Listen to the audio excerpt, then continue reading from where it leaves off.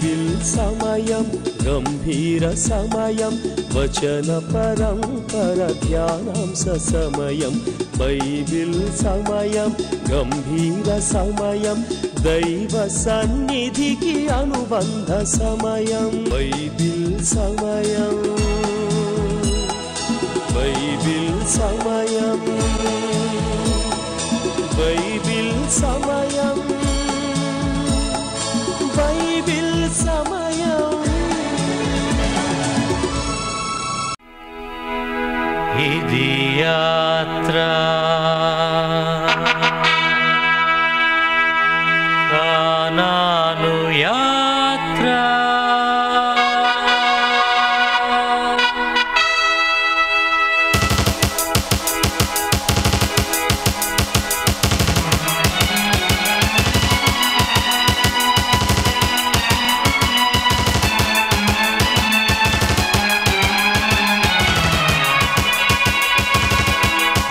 శూరుడు యెహోవా యుద్ధ వీరుడు యెహోషువా యెహోవా దిపత్యాన యెహోషువా నాయకత్వాన సాగిరుచిన యాత్ర కానాను స్వాధీన యాత్ర జయం జయం జయశీలువకే జయం జయం యెహోవాకే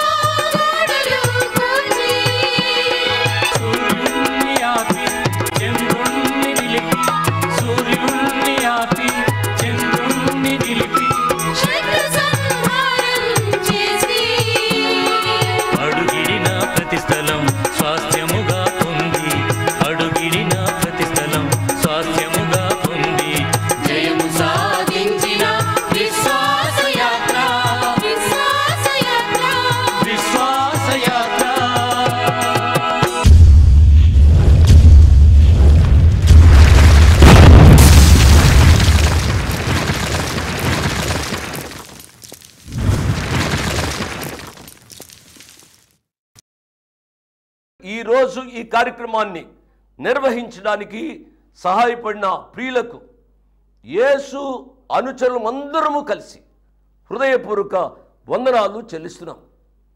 అమ్మా బాబు, మేము మీకు ఏమీ ఇవ్వలేము. మా పక్షంగా దేవుడే మిమ్మలను మీ కుటుంబాలను నిండారుగా దీవించునుగాక. Good evening, praise lord. దేవుని నామానికి స్తోత్రం. సకాలానికి వచ్చిన మీ అందరికీ నా ప్రత్యేక వందనాలు. దేవుడు ఈరోజు తన వాక్య సమృద్ధి చేత మనందరినీ దీవించునుగాక. ఎలా ఉన్నారమ్మా? ఎలా ఉన్నారు బాబు? ఈరోజంతా ఏ రీతిగా గడిచింది? ఎన్ని ప్రసంగాలు ఇంతవరకు మీరు విన్నారు? ప్రసంగాలు విన్నారు. దేవుని నామానికి స్తోత్రం. మిమ్మల్ని నేను అభినందిస్తున్నాను. కొంతమంది సిస్టర్స్ నాతో చెప్తారు, అన్న ఉదయం నుంచి చాలామంది వాక్యాన్ని విన్నాము కానీ అని ఏదేదో నన్ను పొగట్టడానికి వారు ప్రయత్నం చేస్తూ ఉంటారు. నేను దానిని పెద్ద పట్టించుకోను అనుకోండి. ప్రియులరా, నేను చెప్పేది ఏమిటి అనగా, ఎంతోమంది వాక్యం చెబుతున్నారు, నేను కూడా వాక్యం చెబుతున్నాను. ఈ వాక్యాన్ని నిశ్చితంగా దేవుని యొక్క పరిశుద్ధ గ్రంథంతో మీరు సరిపోల్చాలని నేను మనవి చేస్తున్నాను. ఈ దినాల్లో ప్రాస్పరిటీ గాస్పల్ ఎక్కువగా వినబడుతుంది. దానికి మనుషులు ఎగబడుతున్నారు. ఎవరయ్యా అక్కడికి వెళ్ళేది అని అంటే వారు విశ్వాసులు కాదు, వారు క్రైస్తవులు కూడా కాదు. వారు ఎవరు అని అంటే ఎక్కడో వింటారు, అక్కడికి వెళితే మీ రోగాలు పోతాయి, అక్కడికి వెళితే మీకు లాభం చేకూరుతుంది, అక్కడికి వెళితే ఇంతవరకు పెండ్లి కానీ మీ అమ్మాయికి పెండ్లి అవుతుంది, ఏమేమో చెప్తారండి. తద్వారా ఈనాడు చర్చిలు నిండిపోతున్నాయి, ఇంతమంది వస్తున్నారు అంతమంది వస్తున్నారు అని చెప్పి ఏమేమో ప్రకటనలు చేస్తూ ఉన్నారు. అక్కడికి వెళితే ఆయిల్ ఇస్తారు, నీళ్ళు ఇస్తారు, సీసాలు ఇస్తారు, హ్యాండ్ కర్చీఫ్లు ఇస్తారు, ఏమేమో ఇస్తారు. వాక్యం తక్కువగా ఉంటుంది, సాక్ష్యాలు ఎక్కువగా ఉంటాయి. సాక్ష్యాలు అని ఏమేమో చెప్తున్నారు. నా ప్రియ బిడ్డలారా, నేను వాక్యానికి అనుగుణ్యంగా చెప్పేవారిని ఎవరిని విమర్శించటం లేదు. దేవుని వాక్యాన్ని వాక్యంగా ధ్యానించాలి అనేది పెద్దవానిగా నాకున్న బాధను వ్యక్తం చేస్తున్నాను. ఈనాడు టీవీ పరిచర్య వచ్చిన తరువాత డబ్బులు ఎవరి దగ్గర ఉంటే వాళ్ళు వాక్యాన్ని చెబుతున్నారు. వాక్యం చెప్పే వాళ్ళకి మారు మనసు ఉందా లేదా, వాళ్ళకి అనుభవం ఉందా లేదా, ఇదేం అక్కర్లే. మొన్న ఒక ఆయన్ని చూశాను, చిన్న కుర్రగాడండి ఆయన కొద్దిసేపు వాక్యం చెప్పాడు, ఒక పళ్ళెం తీసుకున్నాడు, నీళ్లు చల్లుతున్నాడు. నీళ్లు చల్లుతుంటే మనుషులు పడిపోతున్నారు. ఇదేమిటండి, ఇదేమిటి నాకు అర్థం కావడంలే. నేను పెద్దవాడిని, నేను చెప్తున్న వయసులో పెద్దవాడిని, నా మాటలు మీరు జాగ్రత్తగా వినాలి. పళ్ళెం పట్టుకుంటూ ఏంటి, నీళ్లు పోయటం ఏంటి, నీళ్లు చల్లటం ఏమిటి, ఏమిటిది? దేవుని వాక్యాన్ని పంచాలి. ఈ మాటలు ఎందుకు చెబుతున్నాను అనగా అనేక మంది వీటి వెనుకే వెళుతున్నారు. కాబట్టి దేవుని వాక్యాన్ని వాక్యంగా నేర్చుకుందాం. నేర్చుకునే ముందు ప్రార్థన చేస్తున్నాను. తలలు వంచండి, కళ్ళు మూసుకునండి. మమ్మల్ని మికిలిగా ప్రేమించిన మా ప్రియ పరలోకపు తండ్రి, వందనాలు, స్తోత్రాలు నాయన. యెహోషువ గ్రంథం 9వ అధ్యాయ ధ్యానాన్ని ప్రారంభిస్తున్నాం ప్రభువా. ఆ వాక్యం విశదీకరించడం నాకు చేత కాదు నాయన. ముందుగా నాతో మాట్లాడండి, తదుపరి వాక్యం వింటున్న వారితో మాట్లాడండి. మీ వాక్య ప్రకారం జీవించడానికి సహాయపడండి. మీ కుమారుడు మా రక్షకుడు యేసు ప్రభు వారి పుణ్యనామమున స్తుతించి ఘనపరిచి వేడుకున్నాము తండ్రి, ఆమేన్. వీలుంటే చివరిలో ఒక పాట విందాం. యెహోషువ గ్రంథం 9వ అధ్యాయము మొదటి 2 వచనాలు చదువుతున్నాను. యోర్దాను అద్దరిని ఉన్న మన్యములోను లోయలోను లెబానోను ఎదుట మహాసముద్ర తీరము అందంతటను ఉన్న హిత్తీయులు, అమోరీయులు, కనానీయులు, ఫెరిజ్జీయులు, హివ్వీయులు, ఇబూసీయులు అని వారి రాజులందరూ జరిగిన దానిని వినినప్పుడు వారు యెహోషువతోనూ ఇశ్రాయేలుతోనూ యుద్ధము చేయుటకు కూడి వచ్చిరి. మీరు విన్నారు కదా ప్రియులరా. ఈ వచనాల్లో గుప్తమైన కొన్ని సత్యాలు మనం ఆలోచించాలి. ఎప్పుడైతే ఈ రాజులందరూ ఇశ్రాయేలు గూర్చి విన్నారో వారందరూ ఏకముగా కూడి వీరి మీదకి యుద్ధానికి రావాలని ప్రయత్నం చేస్తూ ఉన్నారు. గమనించారు కదూ ప్రియ విశ్వాసులరా. మనము బలహీనంగా ఉంటే సాతానుడు మన జోలికి రాడు, ఏమి చేయుడు. కానీ ఎప్పుడైతే బలవంతులైన విశ్వాసులుగా మనము జీవిస్తామో సాతానుడు తన శక్తియుక్తులన్నీ ఉపయోగించి మనను ప్రభులోంచి తొలగించాలి అని ప్రయత్నం చేస్తాడు. చాలామంది రక్షింపబడిన యవనస్తులు నాతో మాట్లాడుతూ వారు చెప్తూ ఉంటారండి, అంకిల్ నేను రక్షింపబడ్డాను, నేను కాలేజీలో ప్రభు కొరకు చాలా బాగా జీవించేవాడిని, కాలేజీ అయిపోయింది, నేను ఇంటికి వచ్చాను, ఏమిటో నా ఆలోచనలు చెడ్డ ఆలోచనలు, నా ఆధ్యాత్మిక జీవితం కృంగిపోయింది. ప్రియ బిడ్డలారా, నీవు కొంచెము సందు సాతానునికి ఇస్తే చాలు, సాతానుడు నిన్ను కబళించాలని ప్రయత్నం చేస్తాడు. అట్టి సమయంలో ఆ విశ్వాసిక మనస్సు ఎఫెసీయులకు రాసిన పత్రిక 6వ అధ్యాయం మీదకు వెళ్ళాలని నేను హెచ్చరిక చేస్తున్నాను. నా ప్రియ బిడ్డలారా మీరు ఆలోచించాలి. ఎఫెసీయులకు రాసిన పత్రిక 6వ అధ్యాయాన్ని తీయండి. కొన్ని వచనాలు నేను చదువుతాను. 10వ వచనాన్ని చదువుతున్నాను.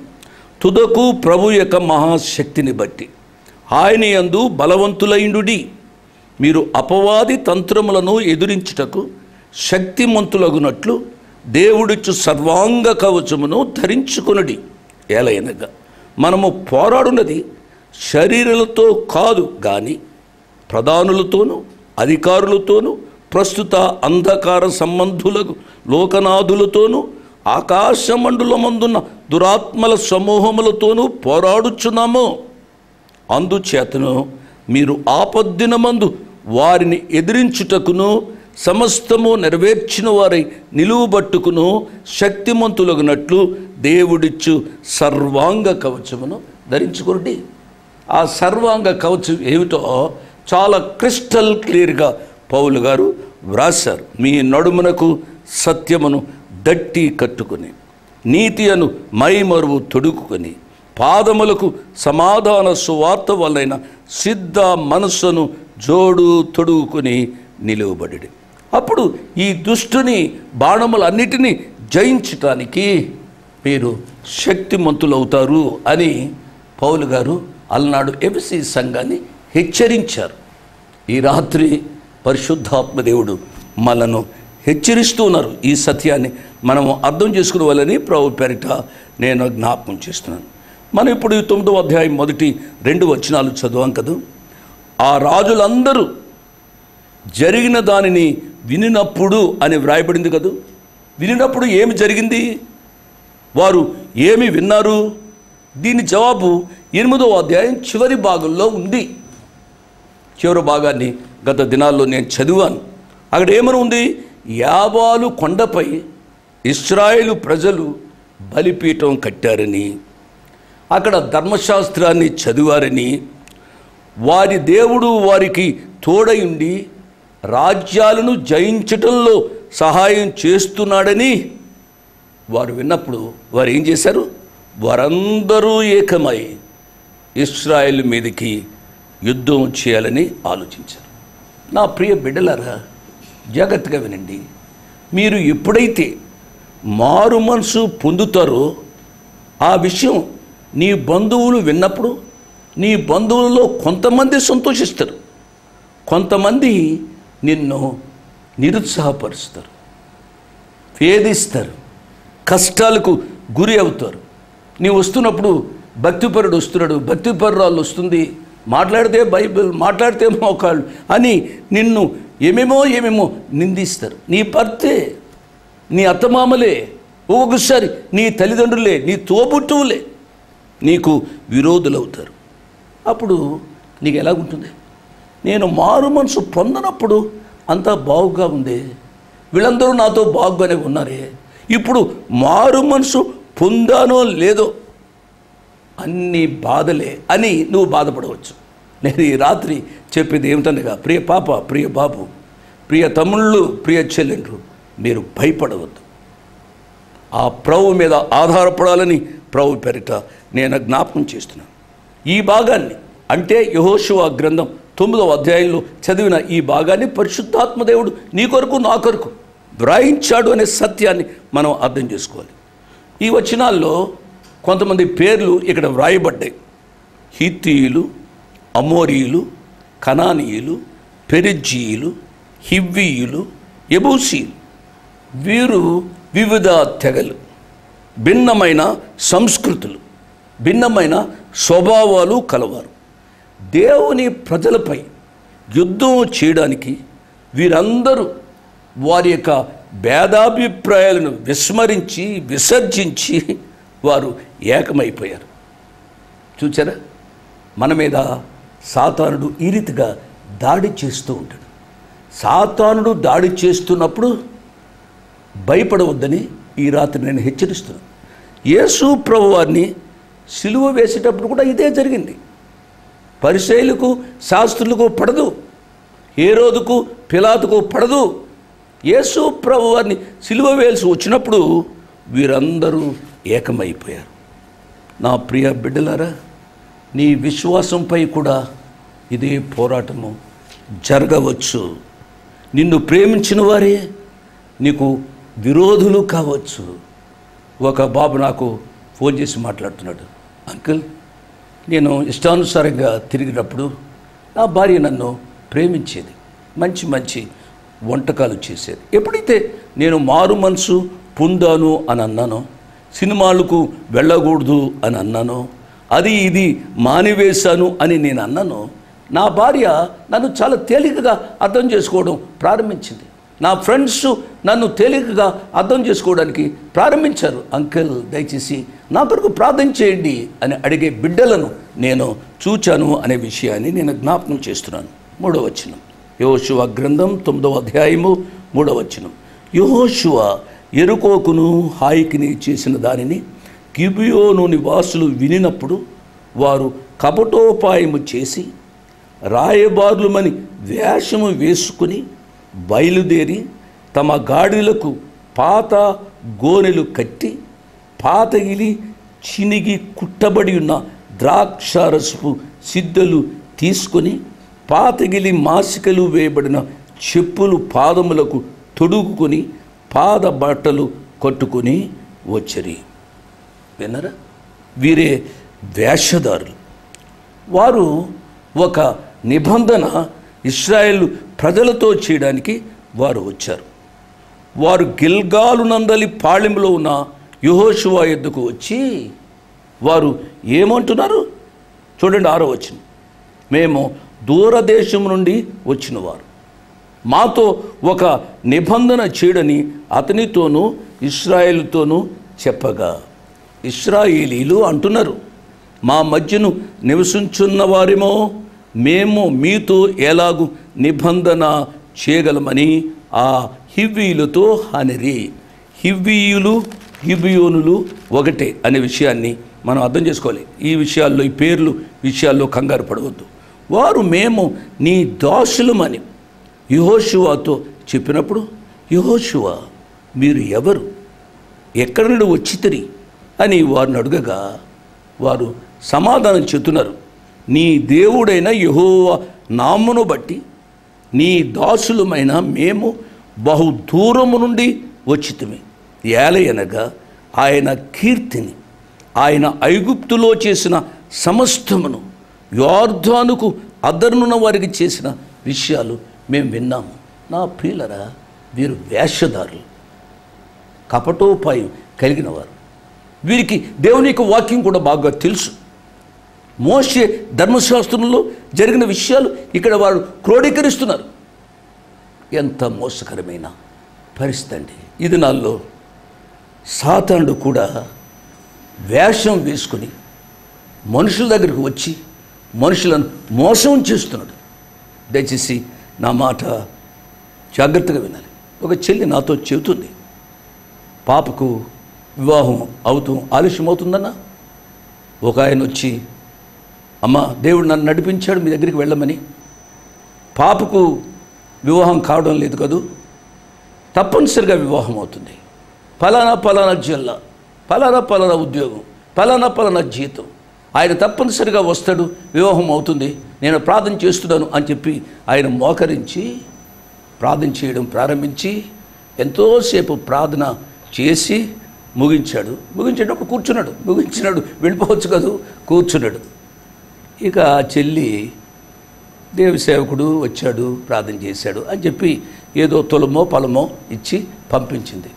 ఆయన చెప్పిన జిల్లా కాదు, ఆయన చెప్పిన ఉద్యోగం కాదు, దేవుడు అనుకున్న ఆయన చిత్త ప్రకారం అఫ్కోర్స్ ఆ వివాహం జరిగింది అనుకోండి. సాతానిక కుయుక్తిని మనము అర్థం చేసుకునే వాళ్ళని ప్రభు పేరిట నేను జ్ఞాపకం చేస్తున్నాను. ఈ గిబియోనులు వచ్చారు. వారు ఎలా వచ్చారు?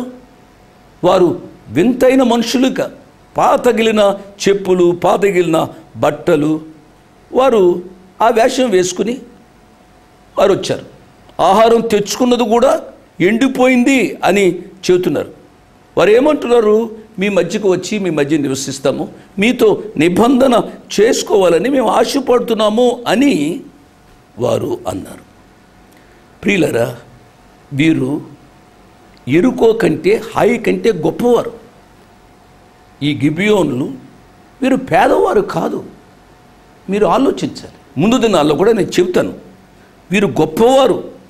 అదే యెహోషువ గ్రంథం 10వ అధ్యాయం 2వ వచనం చూడండి. ఏలయనగా గిబియోను గొప్ప పట్టణమై రాజధానులలో ఎంచబడినది, అది హాయి కంటే గొప్పది. అంతకుముందు వారిని హాయిని జయించారు, అంతకుముందు వారు హాయిని జయించారు. ఈ హాయి కంటే గొప్పది ఈ గిబియోను. ఈ గిబియోనులు వేషం వేసుకుని ఈయన దగ్గరకు వచ్చారు. కాబట్టి నా ప్రియులరా, అనేక జీవితాల్లో కూడా సాతానుడు వివిధ రంగులతో వస్తాడు. ఒక్కొక్కసారి ఆ రంగులు మనకు ఆకర్షణీయంగా ఉండడానికి అవకాశం ఉంది. అన్నంత మాత్రం చేత సాతానుతో ఒక ఒడంబడికలోనికి రావద్దు అనే విషయాన్ని నేను జ్ఞాపకం చేస్తూ ఉన్నాను. విశ్వాస జీవితము పూల పాన్పు కాదు, గులాబీ పుష్పం అందరి చేత ప్రేమించబడుతుంది. ఆ గులాబీ పుష్పానికి ముళ్ళు ఉంటాయి. అనేక జీవితాల్లో కూడా ముళ్ళు వంటి కష్టాలు నష్టాలు రావడానికి అవకాశం ఉంది. విశ్వాసి జీవితము అన్ని ఆశీర్వాదాలే అని చెబుతున్నారు, నేను కాదనటంలే. ఆయన ఆశీర్వదించే దేవుడు, సాతానును శపించేవాడు. మన యేసయ్య ఆశీర్వదించేవాడు. మనం ఈ భూలోకంలో జీవిస్తున్నాం కాబట్టి, ఆది తల్లిదండ్రులు పాపం చేశారు కాబట్టి ఫలితంగా మన యొక్క జీవితాల్లో కొన్ని కష్టాలు నష్టాలు వచ్చాయి. యేసు ప్రభువారు ఆ సిలువకు వెళ్ళడం ద్వారా మన జీవితంలో గొప్ప ఆశీర్వాదం ఏమిటి అనగా రక్షణానుభవం మన యొక్క జీవితంలో వచ్చింది. కానీ ఈ శరీరంతో ఉన్నంతకాలం అనేక కష్టాలు నష్టాలు ఎదుర్కోవడానికి అవకాశం ఉంది. వాళ్ళు చెప్తున్నారు కష్టాలు ఉండవు నష్టాలు ఉండవని చెప్తున్నారు కాబట్టి అక్కడికి వెళదామని అక్కడికి వెళితే నీకు దొరికేది ఏమీ ఉండదు, నీకు మనుషుల సందడే కానీ ఇంకేమీ ఉండదు అనే విషయాన్ని నేను జ్ఞాపకం చేస్తున్నాను. ఈ సందర్భంలో ఒక వాక్యాన్ని చదివి నేను ముగిస్తాను. మార్కు సువార్త 10వ అధ్యాయము 28వ వచనం నుంచి 30వ వచనం వరకు పేతురు మాట్లాడుతున్నాడు. ఇదిగో మేము సమస్తమును విడిచిపెట్టి నిన్ను వెంబడించుతుమని ఆయనతో చెప్పసాగాను. అందుకు యేసు ఇట్లా నేను నా నిమిత్తము సువార్త నిమిత్తమును ఇంటినైనను అన్నదమ్ములనైనను అక్కచెల్లెండ్రునైనను తల్లిదండ్రులనైనను పిల్లలనైనను భూములనైనను విడిచిన వాడు ఇప్పుడు ఇహమందు ప్లీజ్ నోట్ ఇట్ హింసలతో పాటుగా నూరంతలుగా ఇండ్లను అన్నదమ్ములను అక్కచెల్లెండ్రను తల్లులను పిల్లలను భూములను రాబోవు లోకమందు నిత్య జీవమును పొందునని మీతో నిశ్చయముగా చెప్పుచున్నాను. దేవుని నామానికి స్తోత్రం. ఆశీర్వాదంతో పాటుగా హింసలు కూడా శ్రమలు కూడా ఉంటాయి అనే సత్యాన్ని గ్రహించి ప్రభువులో మనము సాగిపోవాలని నేను మనవి చేస్తూ ఉన్నాను. గిబియోన్లో ఎంత తెలివితేటలుగా ప్రవర్తించారో వచ్చే పాఠంలో నేను చెప్తాను. మిగిలిన వచనాలు చదువుకొని సకాలానికి రమ్మని మనవి చేస్తూ ఉన్నాను. ప్రియులరా, సాతానిక కుయుక్తి 2 రకాలుగా ఉంటుంది. ఒకటి గర్జించు సింహం వలె ఉంటుంది, రెండవది తెలివితేటలు కలిగిన పాము వలె ఉంటుంది. ఇది సాతాను లక్షణం. కాబట్టి ఈ సాతాను లక్షణాలు ఎలా ఉంటాయో వచ్చే పాఠంలో మనం చెప్పుకుందాం. సకాలానికి రండి. దేవుడు మిమ్మల్ని దీవించునుగాక. ఈ యొక్క జూన్ నెలలో ఇది మొదటి పాఠం. దయచేసి మీరు విన్నవారు నా యొక్క ఉద్దేశం రోజుకి 2 ఈ ప్రోగ్రామ్ను స్పాన్సర్ చేయగలిగితే ఎటువంటి ఇబ్బందులు లేకుండా ఈ కార్యక్రమం సాగుతుంది అనేది నా యొక్క ఉద్దేశం. దీంతో పాటుగా అనేక మినిస్ట్రీస్ యేసు అనుచరులు చేస్తున్నారు. సహాయపడండి. దేవుడు మిమ్మల్ని నిండారుగా దీవించునుగాక. ఆమేన్. ఆ ముండ్ల మకుటము నీకై ధరించెనే, నీ పాప శిక్షను తానే భరించెనే. ఆ ముండ్ల మకుటము నీకై ధరించెనే,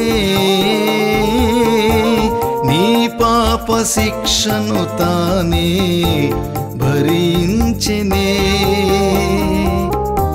ప్రవహించే రక్తధార నీ కోసమే, కడుఘోర హింసనందే నీ కోసమే. ప్రవహించే రక్తధార నీ కోసమే, కడుఘోర హింసనందే నీ కోసమే. సందేహమేలా సంశయమదేలా,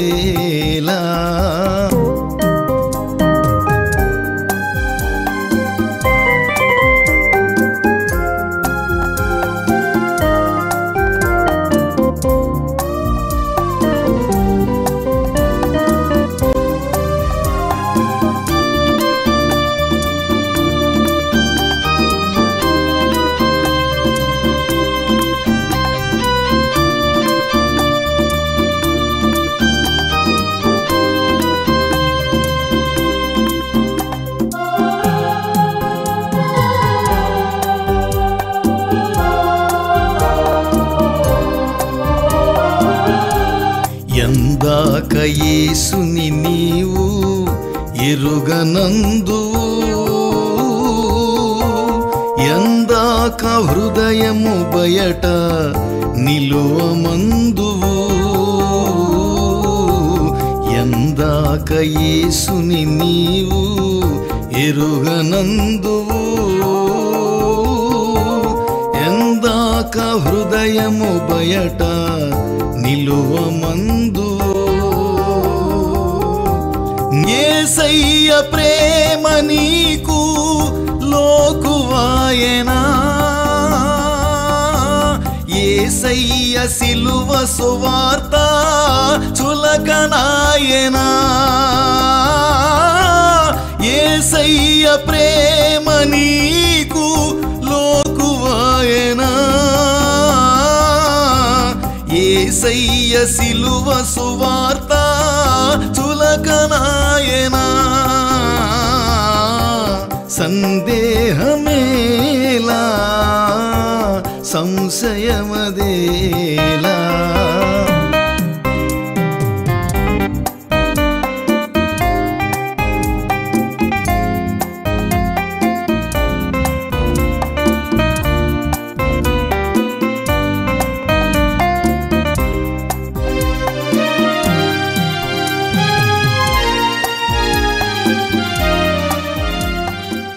My dress 1-1-214/2, flat number 505506.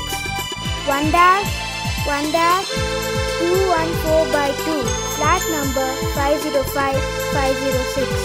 Prithvi Apartments Extension, Vivek Nagar, Chikkarpalli, Hyderabad 20. దేవుడు మిమ్మల్ని నిండారుగా దీవించునుగాక. ఆమేన్.